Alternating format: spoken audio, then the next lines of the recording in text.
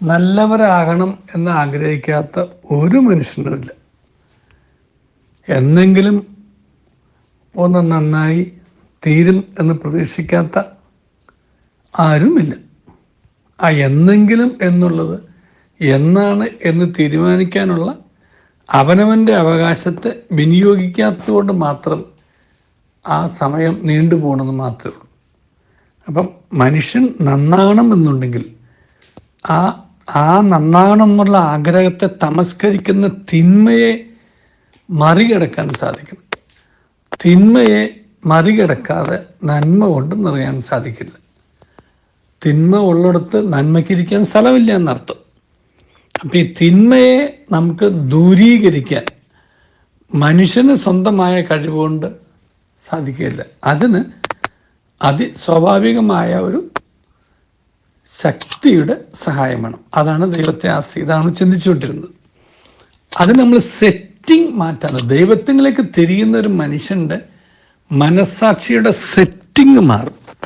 Computer, mobile ഫോണൊക്കെ ഉപയോഗിക്കുന്നവർക്കറിയാം, setting മാറിക്കഴിഞ്ഞാൽ പിന്നെ പഴയ സെറ്റിംഗ് അല്ല, പുതിയ സെറ്റിംഗ് ആണ്. അപ്പോൾ പഴയ സെറ്റിങ്ങിൽ നിന്നും പുതിയ സെറ്റിങ്ങിലേക്കുള്ള മാറ്റം നിരന്തരമായി നടത്തിക്കൊണ്ടിരുന്നില്ല എന്നുണ്ടെങ്കിൽ നമ്മിലുള്ള തിന്മ അവിടെ കിടക്കുകയും അതിനെ ഒരുമാതിരി മൂടിക്കൊണ്ട് നടക്കുന്ന നന്മയുടെ ആവരണം മാത്രം ധരിക്കുകയും ചെയ്യും. അതിനാണ് കാപട്യം എന്ന് പറയുന്നത്. തിന്മയെ നമ്മൾ ദൂരീകരിച്ചാൽ മാത്രമേ നന്മ കൊണ്ട് നിറയാൻ സാധിക്കുകയുള്ളൂ. തിന്മയെ നമ്മൾ മൂടി വച്ചിട്ട് കാര്യമില്ല. അങ്ങനെ ഒരു ദൂരീകരിക്കുന്ന സെറ്റിംഗ് മാറ്റുന്ന പ്രക്രിയയാണ് മനുഷ്യൻ്റെ ആത്മീയത എന്ന് പറയുന്നത്. അത് മതാത്മീയതയല്ല, ആത്മീയതയാണ്. ആ ആത്മീയ മനുഷ്യൻ അല്ലെങ്കിൽ മനുഷ്യനിൽ ആത്മീയത എന്നുള്ള അടിസ്ഥാന നന്മ വന്നു കഴിയുമ്പോൾ തിന്മ, പാപം എന്നൊക്കെ പറയുന്ന എല്ലാത്തിനെയും നമുക്ക് ദൂരീകരിക്കാൻ സാധിക്കും. അതിനെ സൈലൻസ് ചെയ്യലല്ല, അതിനെ കവർ ചെയ്യലുമല്ല, അത് മറച്ചിട്ട് കാര്യമില്ല, അതിനെ പുറത്ത് കളയണം. അതിനെ തിന്മയെ വെറുക്കാതെ നന്മയെ മുറുകെ പിടിക്കാനാവില്ല. അങ്ങനെയാണല്ലോ ഈ മനുഷ്യൻ്റെ അടിസ്ഥാന തിന്മകളെന്ന് പറയുന്ന അഹങ്കാരം. അതിനെ മറികടക്കാനായിട്ട് എളിമ എന്ന പുണ്യം സമ്പാദിച്ചാൽ മാത്രമേ സാധിക്കുള്ളൂ.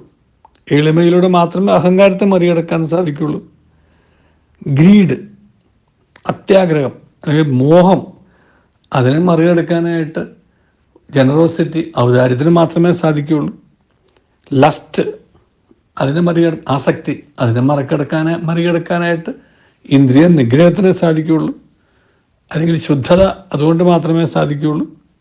ആങ്കർ, ദേഷ്യത്തെ മറികടക്കാനായിട്ട് ക്ഷമിച്ചേ സാധിക്കുകയുള്ളൂ. പലരും ദേഷ്യ സ്വഭാവരെക്കുറിച്ച് പറയുമ്പോൾ ആ ചുണ്ടൊന്ന് കടിച്ചു പിടിച്ചാൽ മതി എന്ന് പറഞ്ഞാൽ കേട്ടിട്ടുണ്ട്. അത് സപ്രസ് ചെയ്യലാണ്. ദേഷ്യം അവിടെ കിടക്കും, പക്ഷേ അതിനെ സപ്രസ് ചെയ്യാൻ വേണ്ടിയിട്ട് ചുണ്ട് കടിച്ചു പിടിച്ചിട്ട് കാര്യമില്ല. ആ ദേഷ്യത്തിൻ്റെ സ്വഭാവത്തെ വേരോടെ നമുക്ക് പിഴുത് എടുത്ത് കളയാൻ സാധിക്കുക എന്നുള്ളതാണ്. അത് സ്വാഭാവികമായ ശക്തി കൊണ്ട് സാധിക്കില്ല. അതിസ്വാഭാവിക ശക്തിയുമായിട്ട് ദൈവത്തിൻ്റെ സഹായത്താലല്ലേ സാധിക്കുന്നത്. ഗ്ലട്ടനി, ചിലർക്ക് അതിമോഹങ്ങളാണ്. ഗ്ലട്ടനി എന്ന് വെച്ച് കഴിഞ്ഞാൽ ആർത്തി, ഭക്ഷണത്തോടുള്ള ആർത്തി, അങ്ങനെയുള്ള എല്ലാം സുഖഭോഗങ്ങളോടുള്ള ആസക്തി എന്ന് വേണമെങ്കിൽ പറയാം. അതിനൊരു മിതത്വം കൊണ്ടേ സാധിക്കുകയുള്ളൂ. അസൂയ, മനുഷ്യൻ്റെ തിന്മയുടെ വേറൊരു ഭാവമാണ് അസൂയ. ഞാൻ നന്നായില്ലെങ്കിലും അവരെ നന്നാവുന്ന കാണുമ്പോൾ മനസ്സിലുണ്ടാകുന്ന വിഷമത്തെ വളരെ സിമ്പിളായിട്ട് അസൂയ എന്ന് പറയാം. അതിന് ഒരു ഉപവി, ഒരു സ്നേഹം, അവരുടെ നന്മ ആഗ്രഹിക്കുന്ന, അതിൽ സന്തോഷിക്കുന്ന ഒരു മനസ്സ്, അങ്ങനെ ഒരു മനസ്സ് രൂപപ്പെടുത്തിയേ പറ്റും. അപ്പം അങ്ങനെയുള്ള ഒരു സെറ്റിംഗ് മാറ്റുന്ന പ്രക്രിയ നിരന്തരമായി നടക്കാൻ കൊണ്ട് ചെയ്യണം. അല്ലാത്ത പക്ഷം പിന്നെയും നമ്മൾ ദൂരീകരിച്ചവ അകത്തേക്ക് വന്നുകൊണ്ടിരിക്കും. സ്പേസ് ഉള്ളപ്പോൾ ആ സ്പേസ് ആരെങ്കിലും ഒക്യുപ്പൈ ചെയ്യും. മറക്കരുത്, മനുഷ്യൻ്റെ മനസ്സിലും മനുഷ്യൻ്റെ ഹൃദയത്തിലും നന്മയുടെ നിറവില്ല എന്നുണ്ടെങ്കിൽ തിന്മയുടെ സ്പേസ് ഉണ്ടെന്നാണ് എൻ്റെ അർത്ഥം. തിന്മയുടെ സ്പേസ് തിന്മ എപ്പോഴും ഒക്യുപ്പൈ ചെയ്യും.